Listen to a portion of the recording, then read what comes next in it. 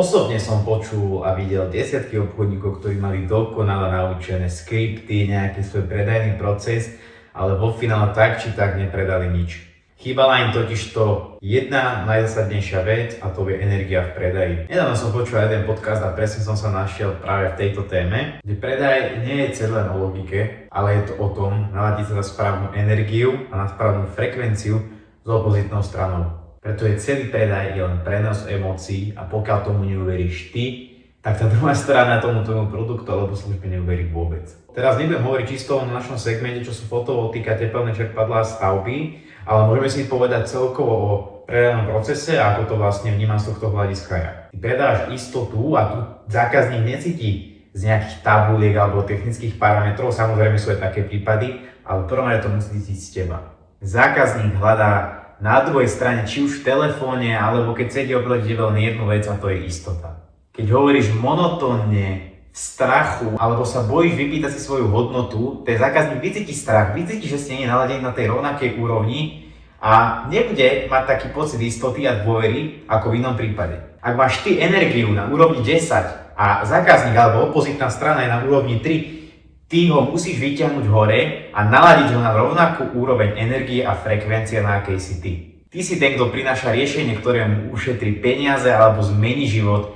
Čiže ty musíš priniesť pozdvihnutie tej energie a tej frekvencie v tom danom predajnom procese. Mnoho ľudí sa ma pýta na nejaké vety, ktoré by mali používať počas predaja a ktoré by nemali. Je tam len jedna odpoveď, to žiadne také vety neexistujú. Pretože každý predaj je individuálny a musíš vycítiť, ako sa máš v danej situácii správať. Preto je moja najlepšia rada byť autentický. Byť autentický, byť sám sebou v tom predaji, uvoľnený. V prvom rade byť uvoľnený, necítiť sa nejako pod tlakom extrémne. To úzko súvisí s tým, že musíš vedieť, čo reálne im ideš ponúknuť a s čím im chceš reálne pomôcť. Ja to robím následovne a to síce, že pred každým nejakým predajným hovorom si zopakujem znova, dokázali sme takéto výsledky trepnem, hej, že z 4 000 eur investovaných do reklamy sme zrobili klientovi obrat viac ako 450 alebo 500 000 eur do firmy, tak viem, že asi niečo robíme dobre, naladím sa na tú správnu frekvenciu, energiu, idem do toho s kompletným self-confidenceom, so sebavedomím a viem, že ten zákazník ma nemá čím prekvapiť, respektíve tá opozitná strana, pretože na všetko, na čo sa môže spýtať, ja poznám odpoveď a viem, že sme v tom najlepší. Ďalší dôležitý bod ešte pri tomto predaji s energiou, ako to vycítiť správne, je to, že musíš ho dobre počúvať. Musíš počúvať, čo ten zákazník chce. On ti sám povie tie jeho problémy. Tie našľapné kamene ti dá k tomu, on ti v podstate vytvorí kľúč, keď pozorne počúvaš a si prítomný. Dôležité je byť prítomný, nemať v hlave, neopakovať si, teraz musím povedať toto, teraz musím povedať toto. Počúvať toho zákazníka, aké mal minulé skúsenosti, čo mu robilo problémy, čo je jeho momentálny najväčší problém, prípadne momentálny strach.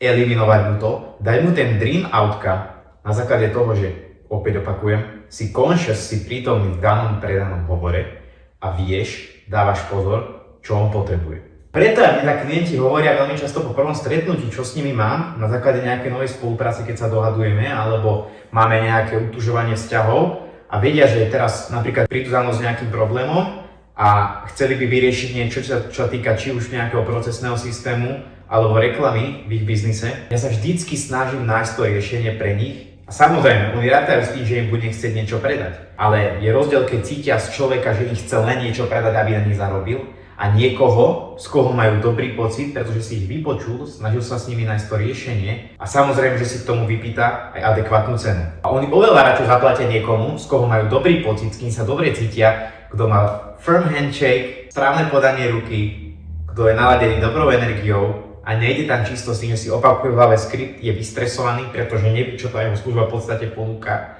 a necítia sa jednoducho pri jeho prítomnosti dobre.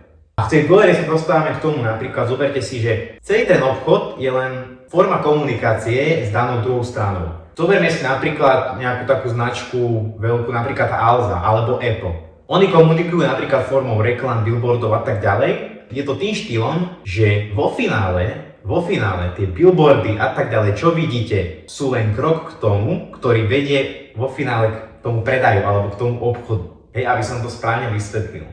vo finále tie billboardy ich privedú k tomu, že prebehne ten obchod alebo ten predaj daného produktu alebo služby, na ktorý už ten billboard referuje. Čiže znova sa dostávame k tomu, že to je celé o komunikácii a keď už prebieha ten obchod, je to znova výmena energií.